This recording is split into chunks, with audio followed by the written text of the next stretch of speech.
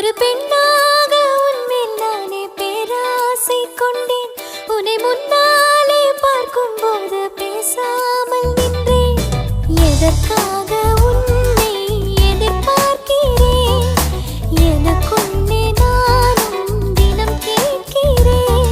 இனிமேல் நானே நீயானே, இவன் பின்னாலே போவேனே.